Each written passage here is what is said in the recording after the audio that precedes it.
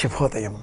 హే గోపాలక, హే కృపాజలనిధే, హే సింధు కన్యాపతే, హే కంసాంతక, హే గజేంద్ర కరుణాపారీణ, హే మాధవ, హే రామానుజ, హే జగత్రయ ప్రభో, హే పుండరీకాక్షమాం, హే గోపీజననాథ, పాలయ పరం జానామి నత్వాం వినా.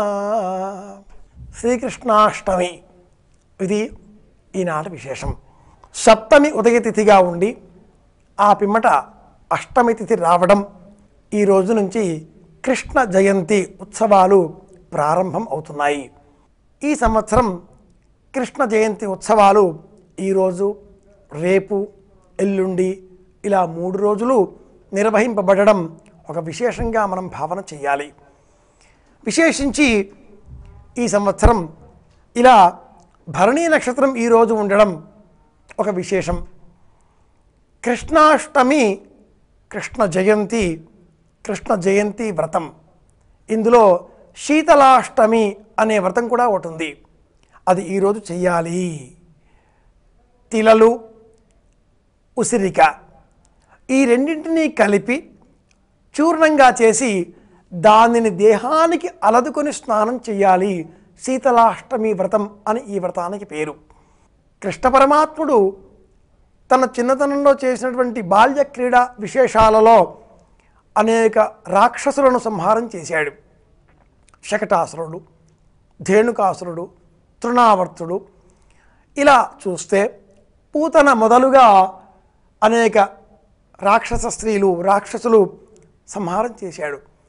కేశిని, శివలోమిని, ఖజాపో, జోపకాశిని, అపేతనశ్రాదిత అంటూ జాతకర్మలో వైదికంగా మనం చెబుతూ ఉంటాం. బాల అరిష్టములు, బాలగ్రహములు అని ఇవి 8. ఈ బాలగ్రహములకు పీడా పరిహారార్థం, నివారణగా భాగవతంలో ఉండేటటువంటి కృష్ణ పరమాత్మకు చెందినటువంటి ఈ బాల్య క్రీడా విశేషాంశాలను ఈరోజు పారాయణం చేయాలి, ఈరోజు చదవాలి. భాగవతాన్ని ఈరోజు పారాయణం చేసినందువలన విశేషించి కృష్ణ జననం, అలాగే కృష్ణ జననం అనంతరం కృష్ణుడి బాల్య క్రీడా విశేషాంశాదులన్నీ కూడా ఈరోజు పారాయణం చేసినందువలన సంతానానికి అభివృద్ధి కలుగుతుంది, సంతానం కానటువంటి వారికి సంతానం కలుగుతుంది, సంతాన రక్ష అని చెప్పాలి. హే గోపాలక, హే కృపాజలనిధే అంటూ ప్రారంభం చేసుకున్నాం ఈరోజు మనం ఈ శుభదినాన్ని.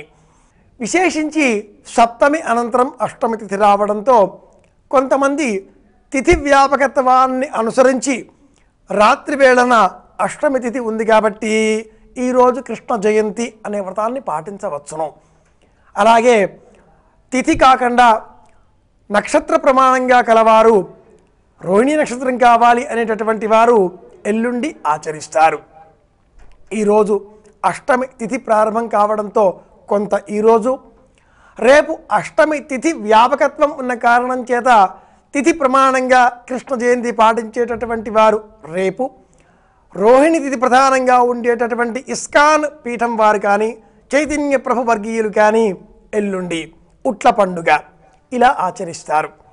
ఏమైతేనేం అధికస్య అధిక ఫలం, పొలుపారగా బోరగిలి పాన్పు 4 మూలలకును వచ్చును మెలగి మెలగి, లలిక పోలంబులు గిలిగింతలు పుచ్చి నవ్వింప కలకల నవ్వి నవ్వి, ముద్దులు తొలగాడ మోకాలకేలను తడువుచు ఎందును దారితారి, నిలుచుండబెట్టి అంగుళి ఊత సూపగా బ్రీతి తప్పటడుగులు పెట్టి పెట్టి, అన్నగంటి తండ్రిని గంటి నయ్యగంటి ఇందరావయ్య విందుల విందవనుచు అర్ధితను పిలువగా ఆడి ఆడి ఉల్లసిల్ల కృష్ణుడు శైశవోత్సవముల అంటూ ఎర్రన్న హరివంశములో కృష్ణ పరమాత్మ బాల్య క్రీడలను ఇలా వర్ణిస్తాడు.